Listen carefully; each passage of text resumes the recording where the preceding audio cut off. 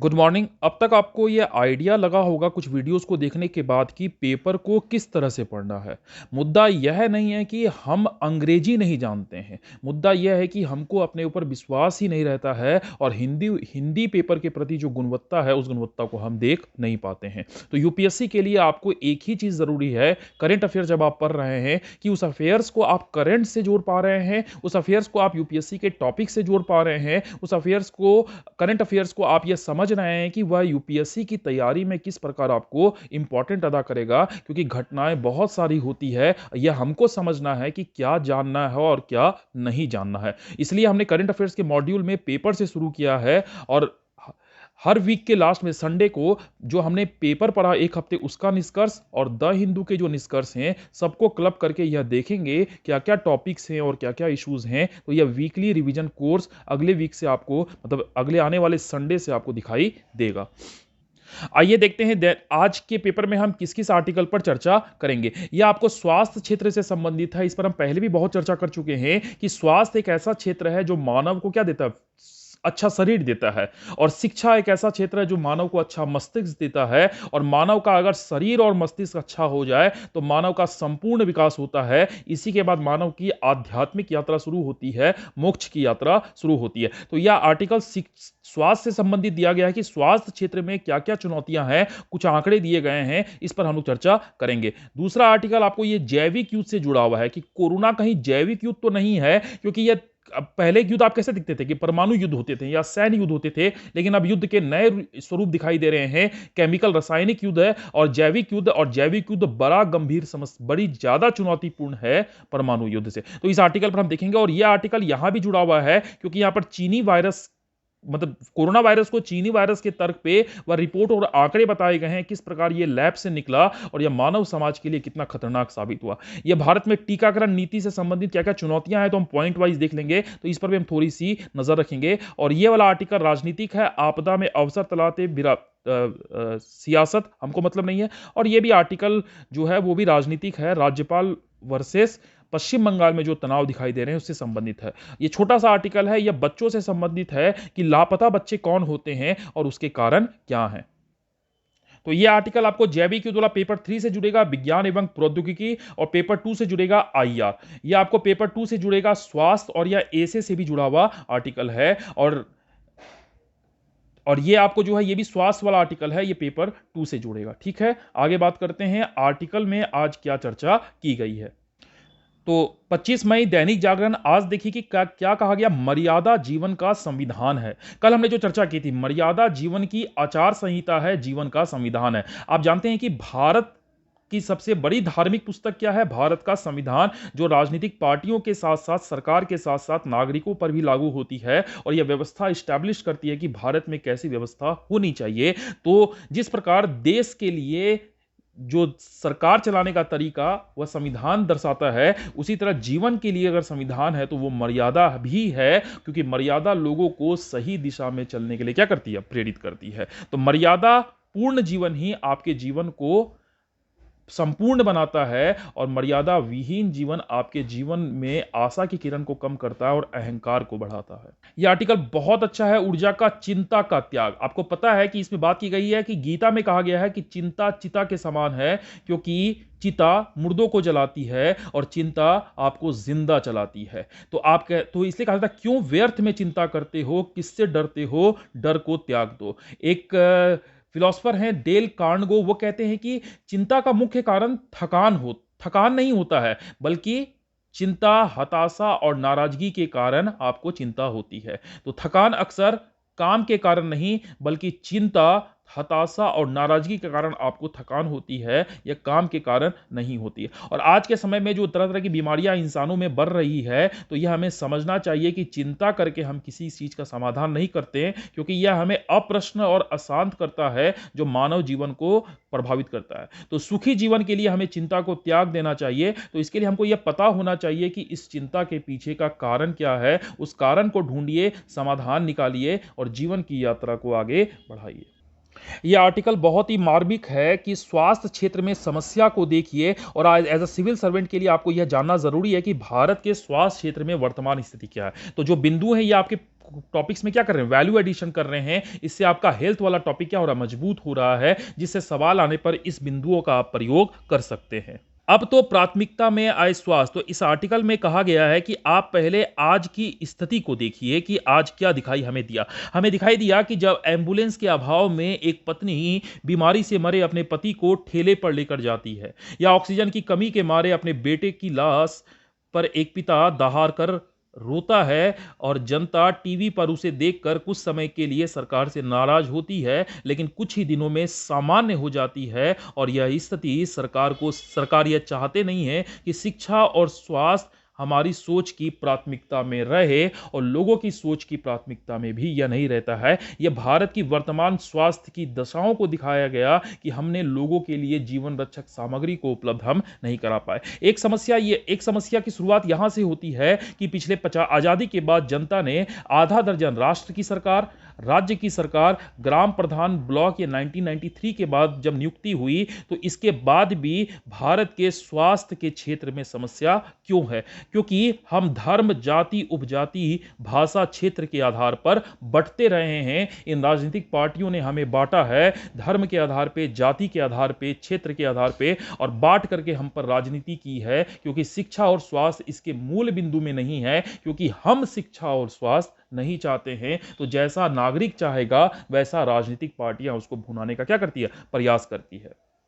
मुद्दा यह भी है कि भारत में जीडीपी का सरकारी खर्च मात्र 1% स्वास्थ्य पर होता है, जबकि 3% हम अपनी जेब से खर्च कर गरीबी की गर्त में बार बार गिरते रहते हैं। और भारत में आउट ऑफ पॉकेट एक्सपेंडिचर ज्यादा होने के कारण गरीब स्वास्थ्य बीमारी के कारण गरीबों में जाने वाले लोगों की संख्या क्या है, बहुत ज्यादा है। फिर एक बात की गई है कि क्यों इकोनॉमिक सर्वे में सामाजिक अवसंरचना, रोजगार और मानव विकास वाले टॉपिक पर मात्र 4 पेज और शिक्षा के मुद्दे पर 6 पेज लिखे गए हैं, वहीं कृषि उद्योग को लेकर के 30 पेज से ज्यादा उनको योगदान दिया गया है। तो कहीं बताती है कि सरकार भी शिक्षा और स्वास्थ्य पर ज्यादा फोकस नहीं करना चाहती है। मुद्दा यह भी है कि इतनी सारी सरकारी योजनाओं के बाद भी और त्रिस्तरीय चिकित्सा सेवा के बाद भी क्यों हमारे स्वास्थ्य उपकेंद्र में आपको वो बेसिक सुविधाएं ही नहीं रहती है। यह मामला उभरा कि जब बिहार के एक गांव में एक झोपड़ी के बाहर स्वास्थ्य उपकेंद्र पर कटा फटा बोर्ड लगा है और वहां कुछ जानवर बंधे हैं। यह भारत के स्वास्थ्य केंद्र की स्थिति है, जहां से लोगों को प्राथमिक स्वास्थ्य की सेवाएं मिलती है।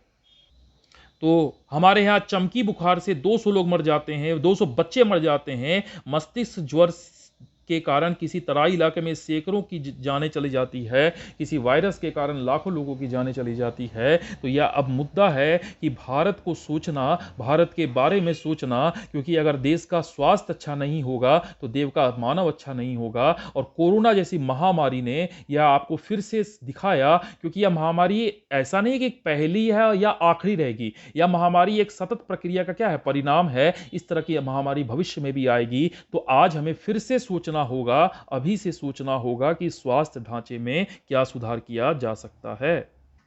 भारत में क्षेत्रीय असंतुलन भी दिखाई देता है, जहां दक्षिण के राज्यों में आपको एमएमआर, आईएमआर, बाल मृत्यु दर क्या है, बहुत कम है, वहीं उत्तर के राज्यों में बाल मृत्यु दर और स्वास्थ्य की सुविधाएं ज्यादा समस्या है। जबकि जनसंख्या का अधिकांश हिस्सा उत्तर भारत में रहता है, दक्षिण भारत में तुलनात्मक रूप से जनसंख्या कम है और डॉक्टरों की उपलब्धता ज्यादा है। उत्तर भारत में समस्या कुछ और ही है, और यह समस्याएं गंभीर स्वास्थ्य परिणाम को दिखाई देती है। इसमें कहा गया कि भारत में 1000 में से केवल 1.7 नर्सें हैं, 1404 डॉक्टर में केवल लोगों पर केवल 1 डॉक्टर है। और एक आंकड़ा बहुत चौंकाने वाला दिया है कि भारत के 69,000 डॉक्टर और 56,000 नर्सें अमेरिका, इंग्लैंड, कनाडा, ऑस्ट्रेलिया आदि देशों में सेवाएं दे रहे हैं। आप सोचिए कि एक तरफ भारत में डॉक्टर और नर्सों की कमी है, वहीं भारत के बड़ी संख्या में डॉक्टर और नर्सें विकसित देशों में अपनी सेवाएं दे रहे हैं और वहां के स्वास्थ्य ढांचे को मजबूत कर रहे हैं। तो क्यों हम इनको रोक नहीं पाए, क्यों यह ब्रेन ड्रेन हो गया?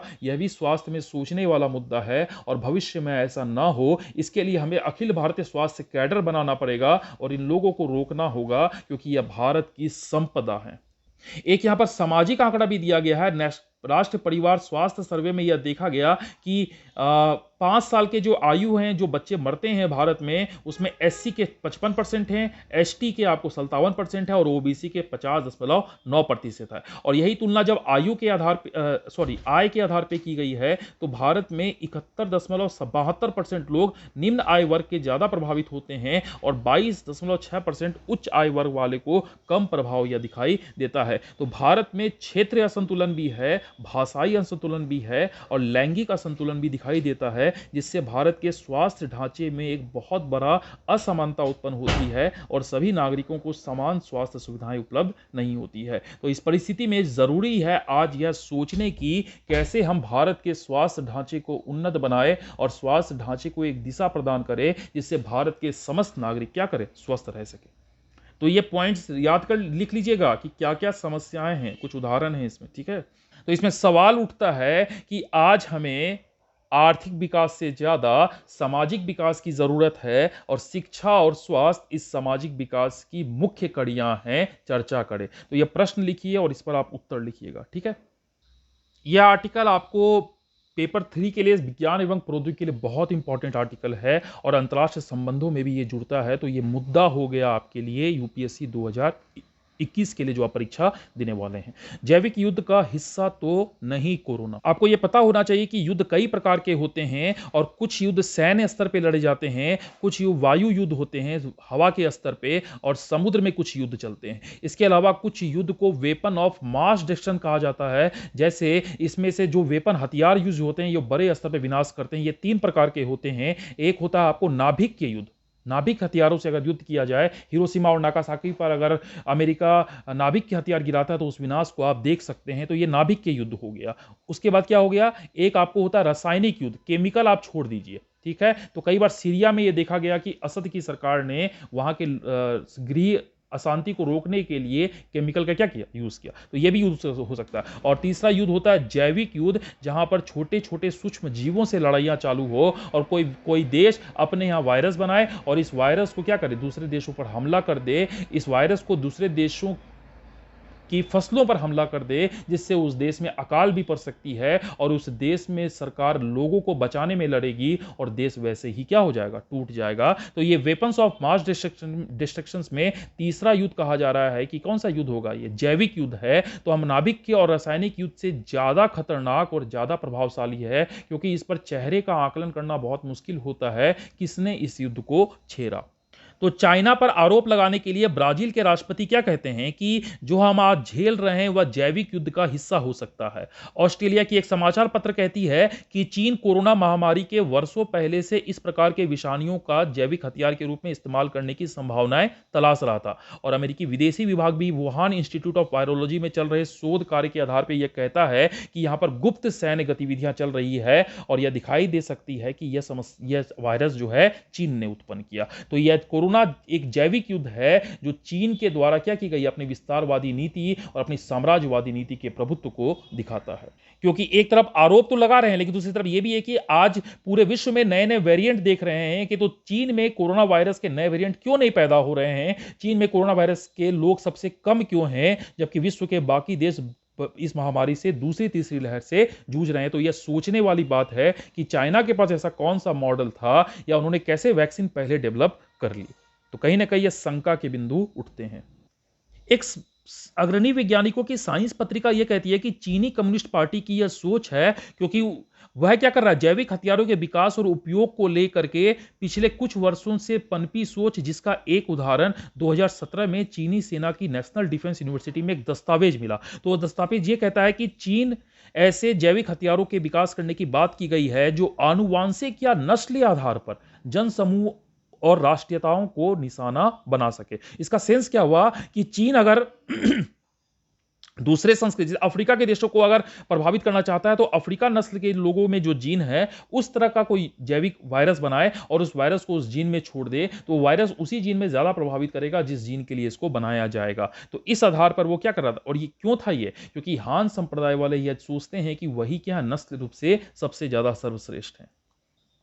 तो रूस को यह डर था कि अमेरिका या कोई और देश इस तरह के काम कर सकता है, क्योंकि पश्चिम और रूस के युद्ध बहुत पुराने हैं। तो रूसी राष्ट्रपति पुतिन ने क्या किया, 2017 में अमेरिकी शोध संस्थाओं द्वारा रूस के विभिन्न इलाकों में रह रहे लोगों का जब जैव सैंपल इकट्ठा कर रहे थे तो उस पर वह आपत्ति जताए। तो क्यों इकट्ठा कर रहे थे, तो पुतिन को लगा कि इसका वो विशेष नस्ल के लोगों पर इस हथियार का क्या प्रयोग किया जाता है। दूसरी तरफ 2007 में मानव उत्तकों को देश से बाहर ले जाने पर इसलिए प्रतिबंध लगाया जा चुका कहीं इसका इस्तेमाल रूसी नागरिकों को निशाना बनाने के लिए जैविक हथियार बनाने में ना हो। तो यह रूस वाला एग्जाम्पल है जो यह दिखाता है कि एक भय तो है कि आनुवांशिक और नस्ली आधार पर भी जैविक हथियार से निशाने बनाए जा सकते हैं।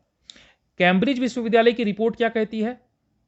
कैम्ब्रिज विश्वविद्यालय की रिपोर्ट क्या कहती है कि जैविक हथियारों से उत्पन्न हो सकने वाले खतरे हैं, वर्तमान में खतरे बने रहेंगे और दुनिया भर की सरकारों को किसी एक जीनोम प्रोफाइल वाले जनसमूहों को निशाना बनाने की क्षमता रखने वाले जैविक हथियारों से निपटने के लिए तैयारी करनी चाहिए।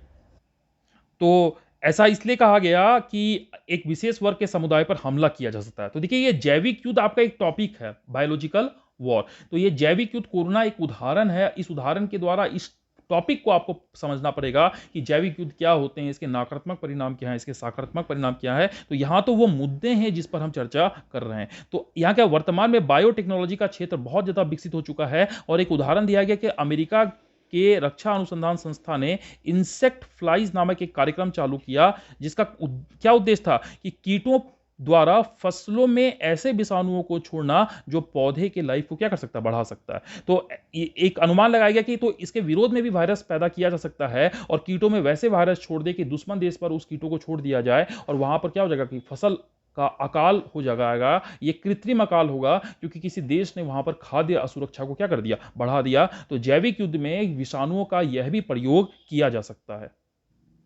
और इसमें जैविक युद्ध क्या होता है, फेसलेस होता है, किसने हमला किया है या नहीं किया है, तो यह समझना बहुत मुश्किल है क्योंकि आज विश्व इतनी तेजी से जुड़ चुका है तो इसको आसानी से स्प्रेड करवाया जा सकता है। तो इस भारत अगर इसमें सवाल उठाए गए हैं कि अगर दोहरे मोर्चे पर युद्ध हो जाए, एक तरफ सैन्य युद्ध हो जाए, दूसरी तरफ जैविक हमला हो जाए, तो इस परिस्थिति में हम कैसे लड़ेंगे जो भारत की आंतरिक सुरक्षा और बाह्य सुरक्षा को प्रतिकूल रूप से प्रभावित करेगा। तो यहां पर प्रश्न उठते हैं कि जैविक युद्ध के क्या क्या परिणाम हो सकते हैं और क्या विश्व में यह सोचने का समय नहीं है कि जैविक युद्ध के विरोध में हुई संधि पर फिर से सोचा जाए।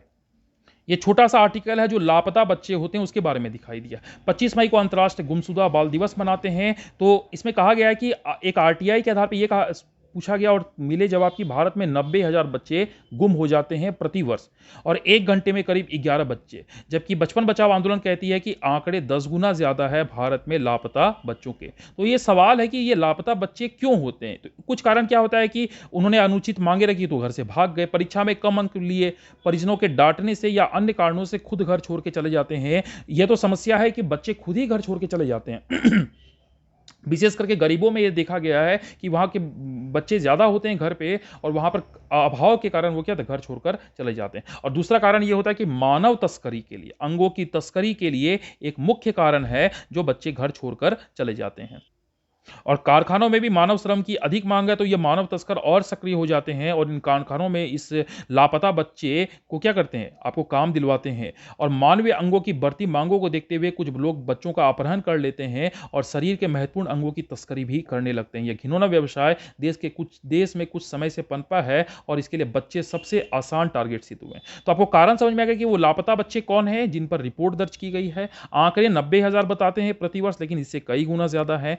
आपको कारण पता चल गया कि कुछ बच्चे स्वयं छोड़ के चले जाते हैं, कुछ का अपहरण कर लिया जाता है अंगों के लिए, या कुछ का मानव तस्करी या कारखानों में काम दिलाने के लिए बच्चे क्या करते, लापता करवा दिया जाते हैं। ठीक है, तो पुलिस में रिपोर्ट लिखाते हैं तो पुलिस भी गंभीर प्रयास नहीं करती है, फाइलें बंद कर दी जाती है। तो भारत में लाखों बच्चे कहां हो गए, यह सोचने वाला विषय है। और इसके लिए अमर्त्य सेन ने एक कॉन्सेप्ट दिया था, मिसिंग गर्ल। तो ऐसा भी कहा गया कि भारत में वो लड़कियां भी मिसिंग है जिसको हमने कोख में मार दिया। तो एक प्रॉब्लम ये है कि बच्चे वो लापता हैं जो वर्तमान में थे और एक वह है कि उसको हमने आने ही नहीं दिया।